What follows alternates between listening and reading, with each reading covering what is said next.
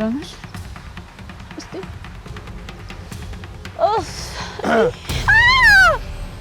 አሁን እዚህ ምን ሆና ነው እቺ ጫካ የገባችው? የቤት ኪራይ ጨምሮባት ነው። አንቺ ምን ትሰሪያለሽ እዚህ?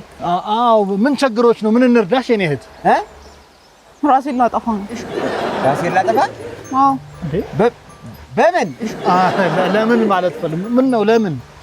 እንዴ ከዳዲ ጋር ተጣልቼ ነው። ወይ ከዳዲ ጋር ተጣልቼ? ምን ነው? እንዴ ትናንትና ማለት ነው ብር ምናምን ጠየቅኩትና 100 ሺህ ብር ሰጠኝ። 100 ሺህ ብር እንደውም ሌላ ጊዜ እኮ ሰጥቶኝ አያውቅም።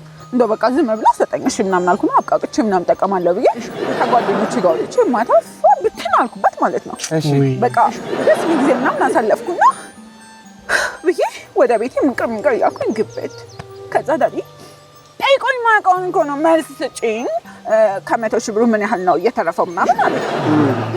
ከዛ እንዴ ዳዲ ምን ማለት ነው?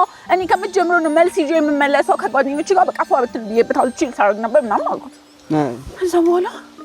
ከዛ በኋላ እንዳለኝ ታውቃላችሁ? በጣም ነው ያዘንኩት። አይዞሽ ንገሪኝ እስኪ ምን ብሎሽ ነው? ንገሪኝ እንጂ ልነግርህ እኮ ነው። እኔ ለራሴ ራሱ እንደማለት በጣም እየተሰማኝ ነው እኮ። ምንድነው ስትነግሪው ይቀላል እኮ ማለት ስትናለሰው ተናገሪ እኮ። ዘልዛላ አለኝ አይደለ? አሁን ስሞትለት ያገኘዋል ወለሽ ይላል። ማን እንደሚጎዳ አይ ጀልሳ ቀናለሽ። እና አሁን ዘልዛላ ብሎሽ ራስሽን ልታጠፊ ነው?